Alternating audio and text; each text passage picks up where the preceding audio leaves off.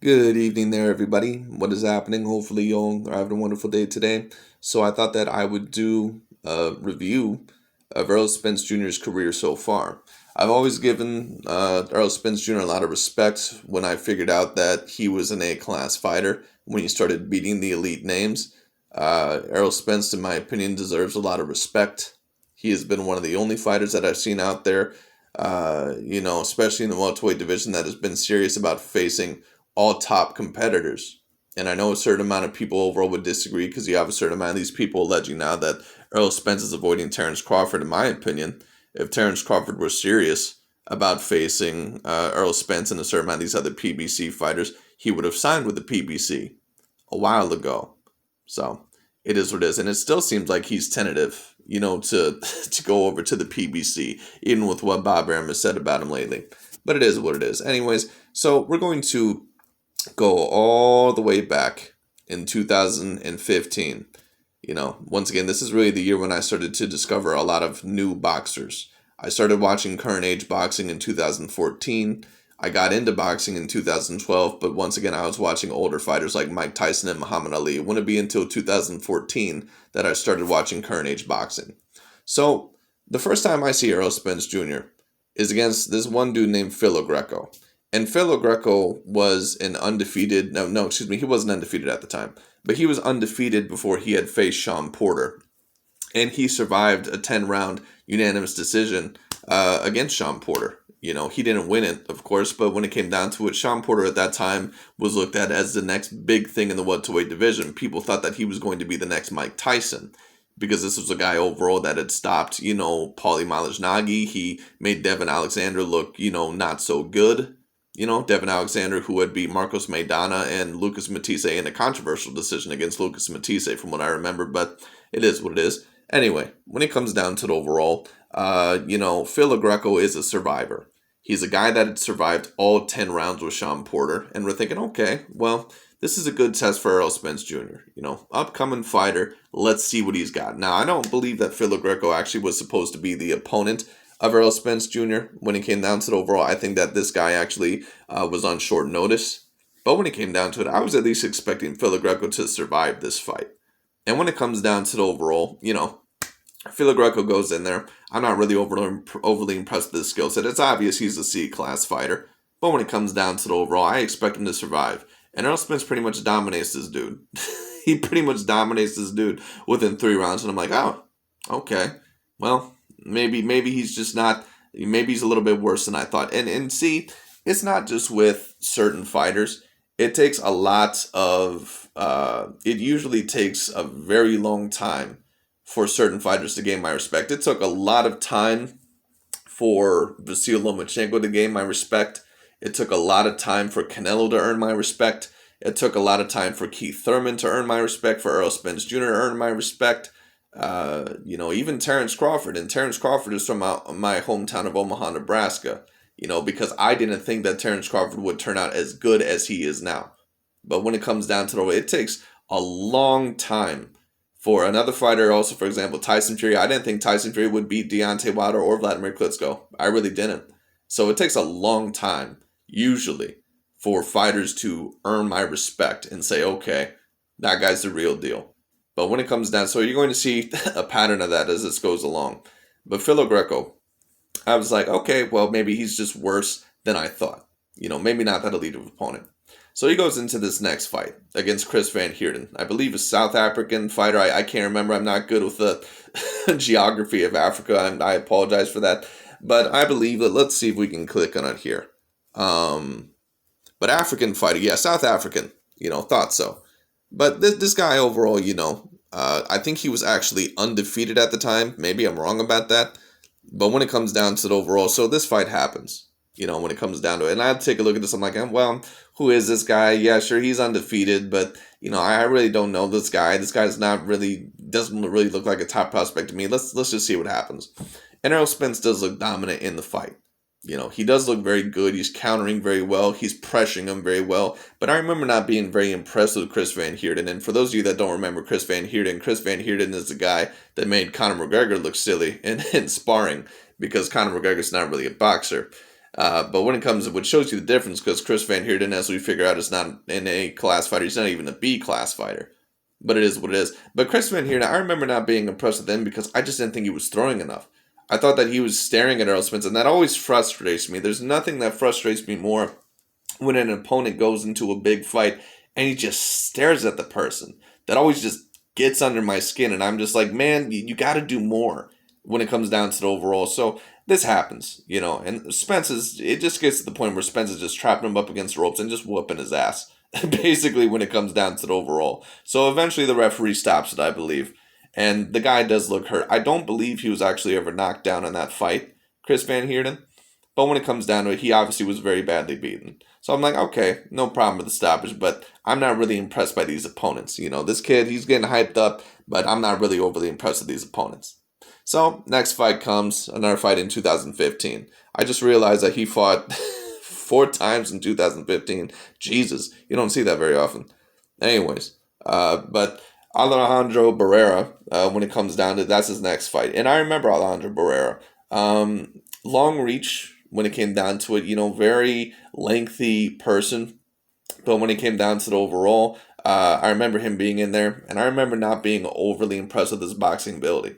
I looked at his reach and I said, okay, well, he might be able to give Errol Spence some problems when it comes down to the overall. He's got long reach. He looks like he might have decent power. Let's see what happens here, And he goes in there, and Spence very obviously is outclassing him. And I just remember Alejandro Barrera. I remember not being impressed by his boxing ability whatsoever. I just said, this guy is just, get him out of there. Like, when it comes down to the overall. Like, there's just certain people you watch, like this guy, and, like, for example, like a more higher class fighter like John Molina Jr.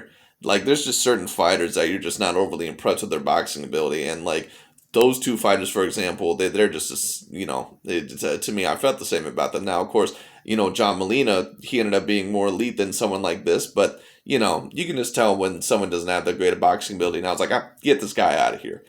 Spence ends up knocking him out within 5 rounds, and I'm just like, well, good knockout, but, once again, I'm not really overly impressed. Who are these opponents? So we'll see what happens.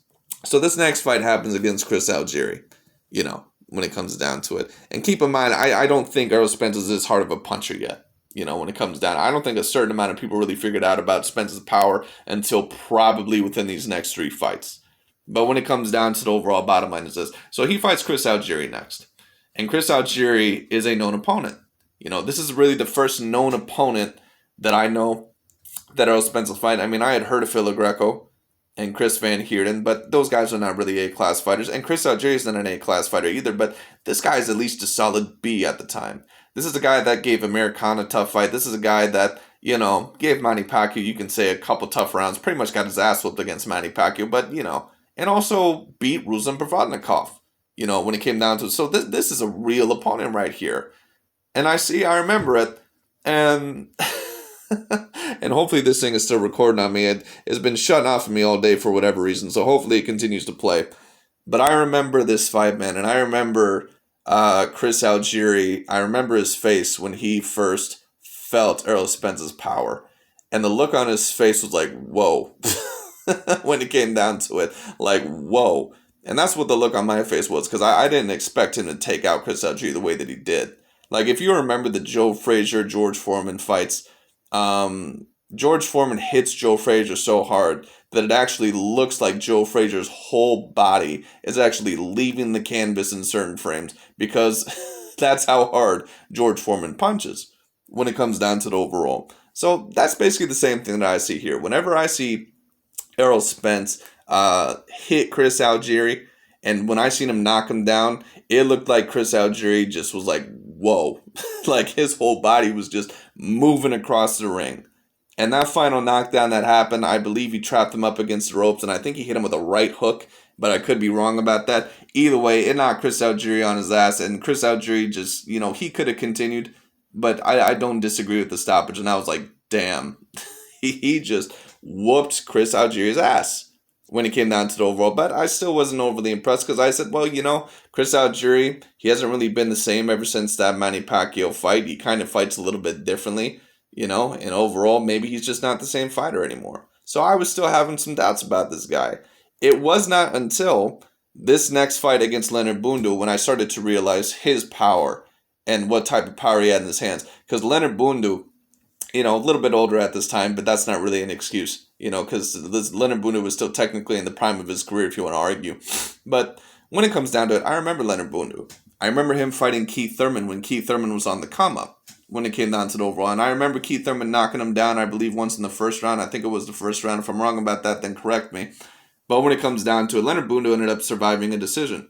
With Keith Thurman, he lost, but he survived, the whole fight. And Keith Thurman was known to punch. That's why they called him one-time Thurman. So when it came down to the overall, we were like, well, Leonard Bundu, not really an A-class fighter, not really a B-class fighter, but he should survive with Errol Spence. This is a tough guy, when it comes down to it. And I remember Errol Spence trapping him up against the ropes once again. And I remember... I remember him hitting Leonard Bundu, I believe, with a hell of a right hook when it came down to the overall. And it just puts Leonard Bundu to sleep when it comes down to the overall. And I'm just like, God damn. God damn, this guy can really punch. Because, you don't always want to do fight math and say, well, this guy did this against this guy and, he couldn't do the same thing against this guy, so this is what it means. But you do have certain ways of measuring punching power. And when I saw that Leonard Bundu was able to survive all, I think, 10, 12 rounds, however long it was with Thurman, I can't remember, when it comes down to the overall, and he only survived 6 with Spence, I was like, damn. And it's not like it was just a TKO. He KO'd Leonard Bundu. He put him to sleep. So it is what it is. I was like, damn, man, this guy can really punch. And that's when I really figured out about it. And then comes this next fight. And this is against Kell Brook. And this is right after Kell Brook ended up fighting Gennady Golovkin. And a lot of people overall said that Kell Brook did that in order to avoid an Errol Spence, which you could argue. I think Mikey Garcia did the same shit to avoid a Lomachenko, to be quite honest with you. But anyways, so when it comes down to it, he fights Kell Brook. I think Kell Brook, and a certain amount of people think Kell Brook is the number 1 welterweight in the world. I'm not the only one who thinks this at the time. It was either Keith Thurman or Kell Brook at the time, whoever you thought was going to be the number 1 welterweight in the world. But most people, a lot of people, thought that Kell Brook was going to be the number 1 guy in the world because of his win over Sean Porter. Now, some may argue that Kell Brook was never the same after that Gennady Golovkin fight, and you could argue that. I think that Kell Brook was never the same after this Errol Spence fight. Now, Golovkin might have caused some hairline fractures that might have led up to another broken orbital eye bone in this fight, but let me tell you something, man. Kell Brook showed a little bit of greatness in this fight. I think overall he was still a great fighter, and I favored Kell Brook to beat Errol Spence, because one thing I thought about him is that, I like Errol Spence. I think that he overall is a decent fighter, because I didn't hate Errol Spence. I still have my doubts against him against real opponents. But when it came down to it, I said the one thing I noticed about Spence, and sometimes still can happen a little bit, is that he doesn't necessarily move his head around as much as he should. He's a little bit too stationary here and there. He needs to dodge some more punches. He needs to get some better head movement in there. And I remember this fight happening. Kell Brook was hitting with a certain amount of rights at the beginning. He actually was backing up Errol Spence here and there. And the first half of the fight, I thought you could argue that Kell Brook was winning. Debatably. I'd have to rewatch it because that was only one of those fights that I watched once. But then the second half of the fight, it's very obvious Errol Spence is starting to get to him. He's starting to hit him with more left crosses. Kell Brook, I don't think, is keeping his hands up as much. Spence is just getting to him when it comes down to the overall. And I'm like, damn it, man. Come on. And I was rooting for Kell Brook in this fight because I like the British fighters. The American fan base can get real cocky when it comes down to the overall. And sometimes I cheer for the Brits. When it comes down to it. So I'm like, man, come on. Show these cocky American fans. Keep in mind, I was also more of a fanboy stage here. I'm a lot more objective and logical now. But when it comes down to the overall, and just because I do, root for somebody, doesn't necessarily mean that I have to be a logical or non-objective. But when it comes down to it, I'm rooting for Kell Brook here. When it comes down to it, I'm just like, man, come on, man. You got to get back in the game. But Kell Brook was obviously being worn down. I don't think he had the same stamina. The body shots were starting to get to him. And this is really when I figured out how powerful Errol Spence was. I believe he knocks him down once. It's in one of the latter rounds. And then, Kell Brook gets back up. He starts to box. And then in the 11th round, he takes the knee and The fight's over. Kell Brooks takes the knee for the whole 10 count. And his eyes just completely swelled up, And when it comes down to then come to figure out later on, he had a broken orbital eye bone in his other eye. Like, how the hell does that happen? So I predicted maybe, it was because Gennady Golovkin caused some hairline fractures. I thought that maybe overall that could have been it. But when it came down to the overall, it could have been just because of Errol Spence, because Errol Spence punches very hard. I think his power, was a little bit overrated after that win, but he does have elite power. Make no mistake about it. Because I heard certain people saying that he had Marvin Hagler type power. I'm not going to go that far. But what Errol Spence has is that you can say he has like Miguel Cotto, maybe like Miguel Cotto like power, like at that division. I think that's fair to say because Miguel Cotto, a lot of people don't remember, Miguel Cotto can punch. So it is what it is.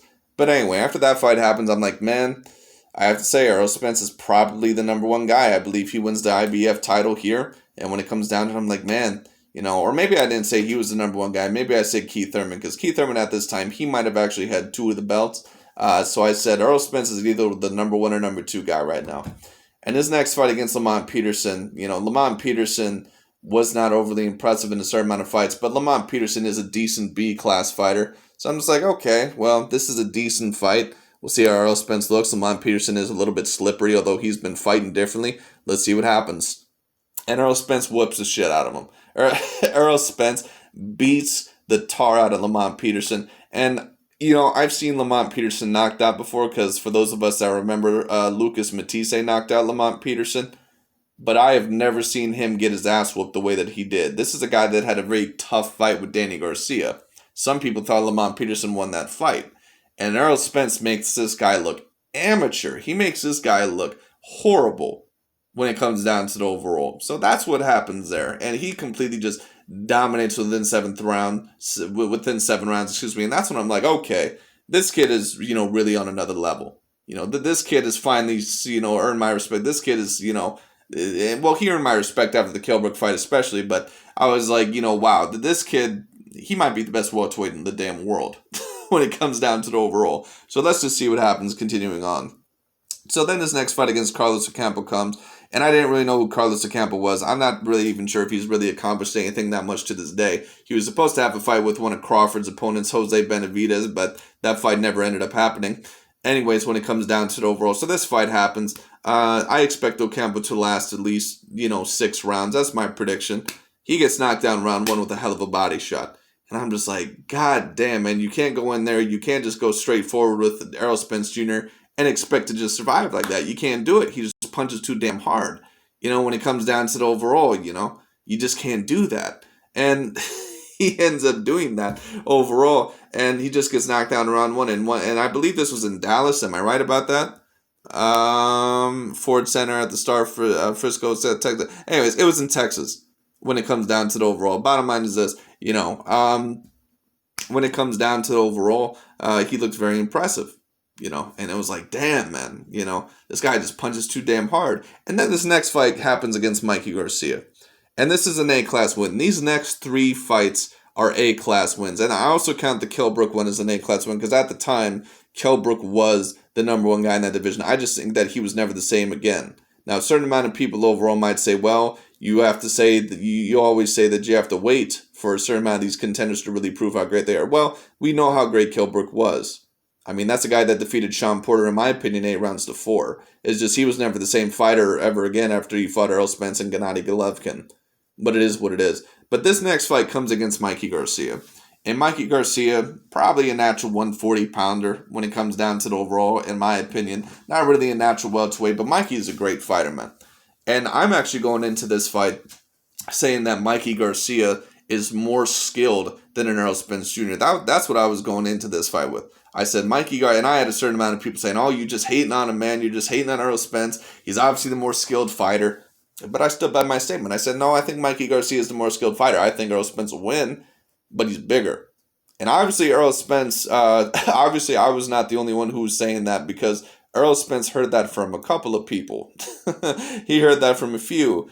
And Errol Spence, instead of just going out there and trying to knock Mikey Garcia out, it seemed like he was going out there and trying to outbox him. and I was so impressed with what I seen from him. Mikey Garcia couldn't land a thing on him. It wasn't necessarily that he just dominated the fight, it's how he dominated it. He didn't let Mikey Garcia touch him. I thought that the head movement issue was going to be a problem. I thought that he wasn't necessarily going to have the most elite defense. He had superb defense in this fight. He didn't let Mikey Garcia land a thing on him. And that's what I was so impressed with. His jab was, immaculate. His defense was very good. His establishment of distance is really what impressed me the most. And Mikey was getting the tar beat out of him, man. Now, a certain amount of people predict that overall, he didn't knock Mikey Garcia out because, he kind of, was told not to, or that overall he just wanted to show off his boxing ability. I don't completely doubt that. What I think happened was this. I think Errol Spence, wanted to show his boxing ability, and I think maybe he possibly wanted to stop him late, but that just didn't happen. Or maybe overall he just said, I want to show my boxing ability here. I'm not going to knock him out. I'm going to outbox him. But Errol Spence either regrets it or he wanted to stop him, later on in the fight, because to this day he says that he kind of regrets, not knocking Mikey Garcia out, or that it annoyed him not Mikey Garcia, not knocking Mikey Garcia out or stopping him. So it does bother Errol Spence Jr., but it is what it is. Anyway, but when it comes down to it, he completely dominates that fight. This is at the point where I'm very thoroughly impressed. Now, Mikey Garcia is not really a natural welterweight, but when it comes down to the overall, either way, I'm very thoroughly impressed when it comes down to the overall. And that's when we start to say, okay, well, he has great boxing ability. Not only does this kid have great power, he has excellent boxing ability. So this next fight comes against Shawn Porter. Man, I'm just realizing now that this was a split decision. I can't believe that. Anyway, so this fight happens. Shawn Porter wins the vacant WBC belt against Danny Garcia. When it comes down to the overall, very great fight, very close fight. I thought Shawn Porter just edged it out because, once again, Danny just doesn't throw enough. But it is what it is. So anyways, this fight happens when it comes down to the overall. And I predict Errol Spence to completely dominate Shawn Porter. I think he's going to knock Shawn Porter out. And it's very clear in the first half of that fight. That was a very, very close fight. Very, very close fight. I don't remember what I scored it in the first half of that fight, but there were some people that thought that Shawn Porter was winning that fight. And I was like, damn, Shawn Porter's actually giving it to him. He's roughing him up. And Shawn Porter's always known to give people tough fights. He's always known to take out his chunk of flesh. But I didn't expect him to do it with Errol Spence Jr. But like always, Shawn Porter in his biggest fights, in the second half of the fight, overall he runs out of steam when it comes down to it. And I knew he was going to with Errol Spence, especially because Errol Spence, he just has way too much, conditioning, for Shawn Porter, and he has way too much power. So I just remember overall, the fight starting to lean in Errol Spence's favor. Spence is starting to brawl with him a little bit too. I thought Spence was maybe going to more box, and they're both brawling in this fight when it came down to the overall. So that surprised me a little bit here. I was like, all right, well, let's just see what happens. And Spence, had a dogfight with him on the inside, and eventually he catches him. I believe it was with the right hook, or was it a left? I can't remember. He catches him with a hook, though. I remember that. I just don't remember if it was a left or a right. Maybe it was a left, but he catches Shawn Porter overall with a hook inside that catches Shawn Porter off guard. Later on in the fight, when Shawn Porter's starting to slow down, I think maybe it was in the 11th round. I can't remember. It was like in the 9th, 10th, 11th, somewhere around there. He catches him, I believe, with a left hook. Could have been the other hand. I can't remember. And Shawn Porter goes down. His head just shakes back, and, overall, he gets knocked down to the floor. Shawn Porter actually recovers pretty well. But I think, oh, man, that's going to be hard to recover from. And he actually does recover. I believe the 12th round is pretty darn competitive. And I remember the scorecards. I was very surprised that it was a split decision. Because even though I thought Shawn Porter gave it a very tough fight, and when I first watched it, I thought maybe that it could have been 7 rounds to 5. I was sure with Spence, in my opinion, winning 7 rounds at least, and overall with the knockdown, I thought he was clearly going to get it. But one judge actually scored it for Porter. I was like, wow, that's that's crazy. I could maybe see that against Keith Thurman, but Spence, that's a little bit crazy when it comes down to the overall. But anyway, so when it comes down to it, Spence ends up winning it. He ends up having 2 titles, and this is when he becomes, the most popular person probably of the welterweight division. This is when he finally, overall becomes the best welterweight in the world, and now everyone wants him because now he has the majority of the belts, and it's just, it was awesome to see that, when it came down to it, Errol Spence transition into such a great fighter. And then, of course, we all know what happens, at the beginning of 2020, or maybe it was late 2019, I can't remember. But anyway, we all know that the car accident happens. Actually, now that I remember, I'm pretty sure it was late 2019, because it wasn't too long after the Sean Porter fight. But when it came down to overall, the car accident happens. And everyone's like, wow, how is Errol Spence Jr. overall going to recover from this? Because his Lamborghini, I believe it was a Lamborghini, flips like a dozen times when it comes down to the overall. And apparently Errol Spence somehow, no fractures, no broken bones, no torn muscles, nothing. Just some lacerations, just some cuts and bruises. If some would say that's a gift from God, a sign from God, because apparently Errol Spence behind the scenes does have a drinking problem, is what we've heard when it comes down to the overall. So we're like, wow, how is he going to recover from this? Is he ever going to be physically or mentally the same fighter ever again? Well, fast forward to December 5th, 2020, he has a fight against Danny Garcia. Now, some people say that this was a tune-up fight. What I like to call Danny Garcia is an elite gatekeeper, and you just have some fighters that are like that. You have some fighters that are gatekeepers, C-class gatekeepers, or B-class gatekeepers, like Paulie Malignaggi or Luis Collazo, and then you have A-class gatekeepers, which is a Danny Garcia. If you beat Danny Garcia, you're most likely an A-class fighter or an A-plus fighter. If you don't beat Danny Garcia, that means that you're most likely a B-plus fighter, maybe an A-minus fighter. Because that's what Danny Garcia is. Danny Garcia is an A-minus fighter. He's not an A fighter. He's not an A-plus fighter. He's still in that A range, but he's an A-minus when it comes down to the overall.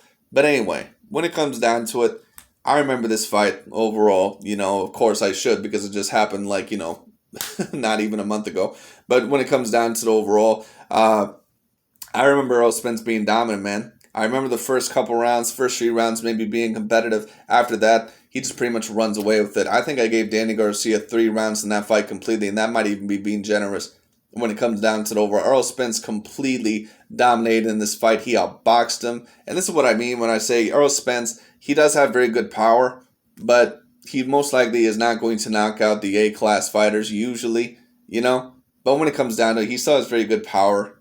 He put Danny Garcia backwards a couple times, but I knew he wasn't going to knock Danny Garcia out. Danny is very tough to knock out. Even more tough to knock out than Sean Porter and overall Kell Brook. So when it came down to the overall, I knew he wasn't going to knock him out or most likely knock him down, but I knew he'd hurt Danny here and there. And Danny overall, once again, refused to throw as much as he should, and partially because the power was too much. But it is what it is. But I was very thoroughly impressed with Errol Spence in that fight against Danny Garcia. You can argue that that was the best performance of his career, debatably, when you take into account that Danny is probably a decent welterweight when it comes down to it and the circumstances. Maybe you could say the best performance of his career was against Mikey Garcia, if we really want to get into that when it comes to A-class fighters, but it is what it is. Anyways, I just thought that I would talk on that because it's amazing to the type of fighter what I've seen Errol Spence really transform into. And I remember when I used to have doubts about him. And I definitely don't have doubts about him anymore. He is the best welterweight in the world as far as I'm concerned. And I don't know if anyone in the welterweight division besides maybe Terrence Crawford or Manny Pacquiao. And I wouldn't even favor them over Errol Spence right now. When it comes down to it, I'm not sure if anyone would beat Errol Spence right now.